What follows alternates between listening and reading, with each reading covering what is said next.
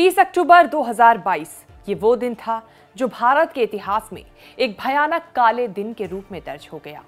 ये वो दिन था जब 141 मासूम जिंदगियां गुजरात के मोरबी के मच्छू नदी पर बने झूलते पुल के साथ मौत के आगोश में समा गई। इस दर्दनाक हादसे ने दर्जनों परिवारों से उनकी किसी अपने को छीन लिया, जुदा कर दिया। लेकिन इस तरह का दर्दनाक हादसा मोरबी में पहली बार नहीं हुआ है। आज से करीब 43 साल पहले 11 अगस्त 1979 ये वो दिन था जब लगातार बारिश के चलते दोपहर करीब 3:15 बजे मच्छू बांध पानी के तेज बहाव के चलते टूट गया और 15 मिनट में ही पूरा जिला तबाह हो गया, जिसमें हजारों लोगों की डूबने के चलते मौत हो गई थी। करीब 2 घंटे के अंदर ही सैकड़ों मकान और इमारतें जमींदोज होने लगी। इस हादसे ने पूरा शहर मलबे में तब्दील कर दिया। चारों ओर सिर्फ लाशें ही लाशें नजर आ रही थी। क्या हुआ था आज से करीब 43 साल पहले जब इंदिरा गांधी को नाक पर रुमाल रखना पड़ा था? क्या थी वो वजह जिसके चलते हंसते खेलते हजारों परिवार तबाह हो गए? बताएंगे सब इस रिपोर्ट में। नमस्कार, मैं हूं कीर्ति और आप देख रहे हैं न्यूज़ तक। 43 साल पहले भी इसी नदी पर बना एक बांध टूटा था। दिन था 11 अगस्त 1979। लगातार बारिश के चलते मच्छू बांध पानी के तेज बहाव में टूट गया और 15 मिनट में ही पूरा जिला तबाह हो गया।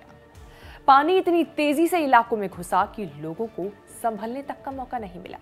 हादसे में पूरा शहर मलबे में तब्दील हो चुका था और चारों ओर सिर्फ लाशें ही लाशें नजर आ रही थी। उस वक्त सरकार ने इस हादसे को एक्ट ऑफ गॉड करार दिया था। उस समय चौधरी चरण सिंह देश के प्रधानमंत्री और गुजरात के मुख्यमंत्री बाबूभाई पटेल थे। इंसानों और पशुओं की लाशें सड़ चुकी थी। आपदा के कुछ दिनों बाद 16 अगस्त को इंदिरा गांधी ने मोरबी का दौरा किया था, तो लाशों की दुर्गंध इतनी ज्यादा थी कि उनको नाक में रुमाल रखना पड़ा था, जिसकी तस्वीरें अखबार में भी छपी थी। लाशों की संख्या इतनी ज्यादा थी कि सबका एक साथ अंतिम संस्कार किया गया और मोरबी शमशान घाट में तब्दील हो गया।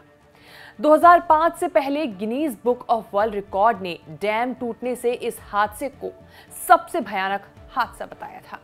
स्थिति इतनी खराब हुई कि शवों के सड़ने के चलते महामारी फैलना शुरू हो गई और जो नेता मोरबी का दौरा करने पहुंचे या जो लोग राहत या बचाव कार्य में जुटे हुए थे, वो भी इस महामारी से बच नहीं पाए।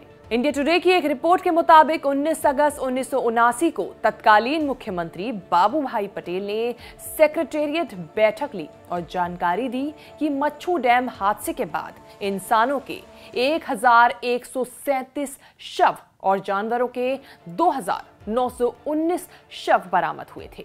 सरकार का दावा था कि 7000 लोगों को सुरक्षित बाहर निकाल लिया गया था। हालांकि उस वक्त विपक्ष का दावा कुछ और ही था। हादसे में हजारों लोगों की मौत का दावा विपक्ष ने किया था। जब इस हादसे को लेकर पत्रकारों ने उस वक्त सीएम बाबूभाई पटेल से सवाल किए तो आखिर ये डैम टूटा कैसे, इस पर जवाब फड़कते हुए सीएम साहब ने दिया कि अभी जो कर रहे हैं वो देखो। बता दें कि टॉम वुटेन और उत्पल संदेशरा की book no one had a tongue to speak ने सरकार के एक्ट ऑफ गॉड के दावे को खारिज करार दिया था। इसमें बांध की विफलता के लिए कई स्ट्रक्चरल और कम्युनिकेशन फेलियर की ओर इशारा किया गया था, जिससे आपदा की स्थिति पैदा हुई। इस किताब में राइटर्स द्वारा हादसे में बचे 148 लोगों से बातचीत की गई थी। बता दें कि गुजरात के सुरेंद्र नगर, राजकोट और मोरबी से होते हुए मच्छू नदी बहती है। 1969 से 1972 तक लगातार 3 साल के काम के बाद मच्छू नदी पर मच्छू 2 बांध बनकर तैयार हुआ था। यहाँ पर मच्छू बांध 1 पहले से ही मौजूद था। मिट्टी, रबिश और कंक्रीट से इस बांध को तैयार किया गया था। इस बांध की लंबाई 12,700 फीट और मैक्सिमम ऊंचाई 60 फीट थी। बात करें ताजा हादसे की तो 30 अक्टूबर 2022 को हुए इस हादसे में 141 से ज्यादा लोग अपनी जान गंवा चुके हैं। सरकार ने ब्रिज टूटने की जांच को लेकर एसआईटी का गठन कर दिया है। ब्रिटिश काल में बना ये ब्रिज 143 साल पुराना था। इसे झूलता पुल भी कहा जाता है। इसका मैनेजमेंट ओरेवा अजंता कंपनी के पास था। मोरबी नगर पालिका ने मार्च 2022 में ही कंपनी को यह पुल 15 साल के लिए सौंपा था। दरअसल इस ब्रिज को खोलने से पहले इसका फिटनेस सर्टिफिकेट जारी होना था। 3 सरकारी एजेंसियों द्वारा इसकी जांच होनी थी, लेकिन बिना इसके ही पुल को आम जन के लिए खोल दिया गया और 100 लोगों की क्षमता वाले ब्रिज पर 400 से 500 लोगों को एंट्री दे दी गई। नतीजा हादसा हो गया। मच्छू नदी पर बना केबल ब्रिज टूट गया, 100 से ज्यादा मौतें हो गई।